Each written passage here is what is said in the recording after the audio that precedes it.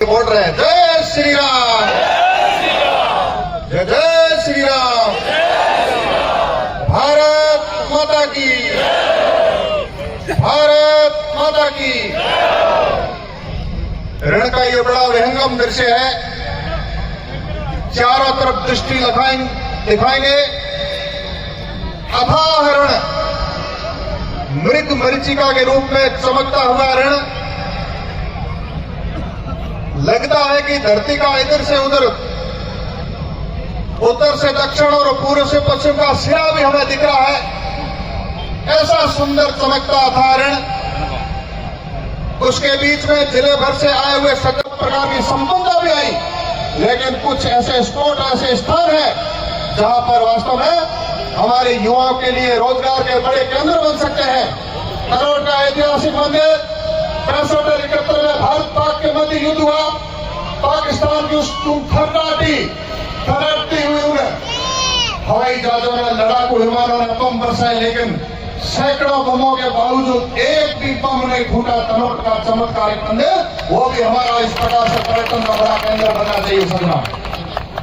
उसके बाद में निकलते हैं तो खूरी के सुंदर धोरे और रोहिणी के अंदर इतने सुंदर धोरे, लंबे धोरे, 2 किलोमीटर बाई 4 किलोमीटर के धोरे।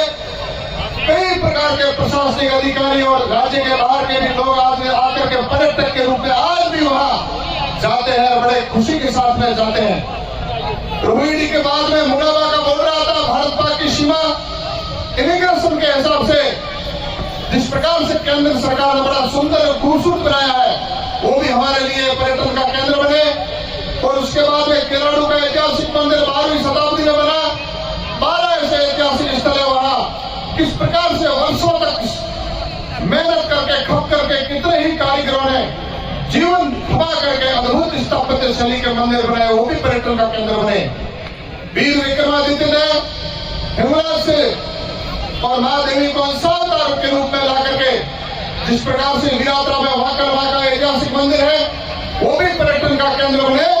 और उसके साथ साथ ये अथाह रण, जहां पर बहुत बड़ा पर्यटन का केंद्र बन सकता है, सूखा बंदरगाह बन सकता है, नमक का बड़ा उद्योग बन सकता है और पर्यटक केंद्र बन सकता है।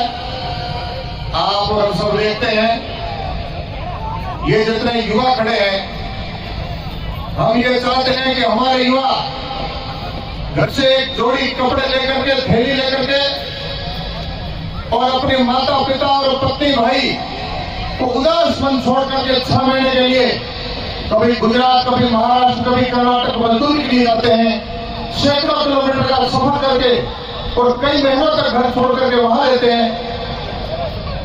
हमारा युवा वहां जाकर के, घर से दूर रह करके रोजी रोटी के जुगाड़ में वहां जाता है। क्या यहाँ सूखा बंदरगाह बनने के बाद में, पर्यटन बनने के बाद में, जब कई यहाँ पर जो आमदनी के केंद्र बन जाएंगे, चाहे ऊंट दौड़, घुड़दौड़ के लिए, चाहे कई प्रकार के यहाँ भोजन की स्टॉल लग जाएगी, सूखा बंदरगाह होगा तो मिट्टी बनाएंगे, इम्पोर्ट और एक्सपोर्ट भी होगा। आपने अगर कांडा और मुंद्रा पोर्ट देखा हो तो उन बंदरगाहों के ऊपर अरबों रुपए का निवेश हुआ, हजारों लाखों लोग रोजगार पाते हैं। क्या ये माता बहन ये नहीं चाहती कि हमारा भाई, हमारा बेटा और मेरा पति, मेरा भांजा, मेरा भतीज यहां रह करके, अपने घर में रह करके रोजगार पाए, ये रोजगार का केंद्र बने? क्या हम सब नहीं चाहते? क्या मैं आपको पूछना चाहता हूं। इस संकल्प को सार्थक करने के लिए सभी जो विराजे हैं, आदरणीय आदिराम जी मेघवाल यहाँ के विधायक बने हैं, जनप्रतिनिधि हैं, उनके मार्गदर्शन में, उनके अथक प्रयासों से, साथ ही जिन बलवंत सिंह जी का नाम इतिहास के पन्नों में है और बार बार अखबारों में आप कभी देखते हैं, बड़े गौरव के साथ में लिखा जाता है।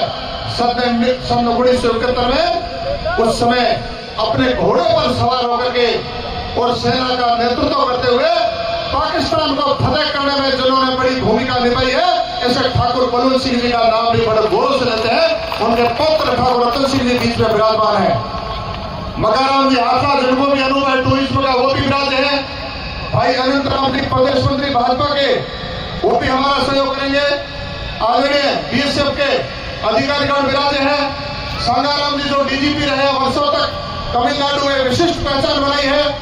किशोर सिंह जी कानौर भी है, भाई जोगराज सिंह जी चौहान टन सिंह जी के सुपुत्र एक सेवक के रूप में, उसके अलावा बहुत सारे सज्जन महानुभाव, कई राजनीतिक कार्यकर्ता हैं और कई सरकारी सेवा में भी बड़े बड़े अधिकारी भी हैं, गांव से पधारे हुए जनप्रतिनिधि है, प्रधान भाई भूपेश जी कोहली भी है, उसके अलावा बहुत सारे सज्जन महानुभाव है, अपना अपना वैशिष्ट्य लिए हुए हैं, अपने आप में बड़ी बड़ी हस्तियां भी है, मातृशक्ति भी है और ग्रामीण सज्जन महानुभाव है। मेरा आप सबसे निवेदन है कि जिस प्रकार से एक पर्यटन केंद्र और यहाँ सूखा बंदरगाह, नमक का उद्योग सब मिलाकर के यहाँ एक हमारा एक आर्थिक उपार्जन का बहुत बड़ा केंद्र बने, हब बने, इस संकल्प को सार्थक करने के लिए आपके सबके सहयोग की आवश्यकता है। सज्जनों,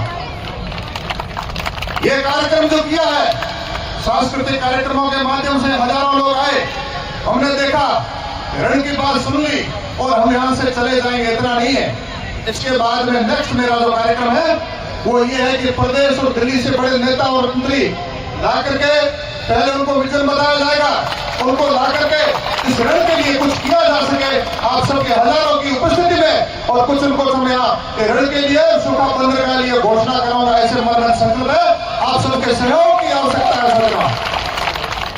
इसलिए मैं आपसे निवेदन करना चाहता हूं, ये जितने मेरे विद्यार्थी भी बैठे, कई मेरे नौजवान साथी भी खड़े हैं और बड़ी आयु के बुजुर्ग भी विराजे हैं हमारे मार्गदर्शक के रूप में। हम सभी संकल्पबद्ध होकर के, ये हमारा सीमा का बड़ा स्थान है, सुरक्षा के हिसाब से भी, और एक सेतु एक तरह से दोनों राष्ट्रों को भी मानता है, दोनों राज्यों को भी मानता है। ये हमारा सेतु बहुत बड़ी एक पर्यटन नगरी बने, बहुत बड़ा आर्थिक हब बने, सूखा बंदरगाह बने, नमक का बड़ा उद्योग हो, कारोबार हो, बहुत प्रकार के स्टीमर आए, आयात निर्यात हो और हिंदुस्तान का बहुत बड़ा यहाँ आर्थिक उपार्जन का केंद्र बने। यह संकल्प जो मेरे मन में, संकल्प को सार्थक करने के लिए आप सबके सहयोग की आवश्यकता है सज्जनों। आज एक ऊंट वाला, एक घोड़े वाला सम, और आप देख सकते हैं कि अपने पूरे परिवार के आर्थिक उपार्जन की व्यवस्था करता है। आप कल्पना करिए कि वो तो केवल कुछ मात्र घोड़े हैं गिनती के, इतना अथाह रण आकर के कितनी बड़ी संभावना है।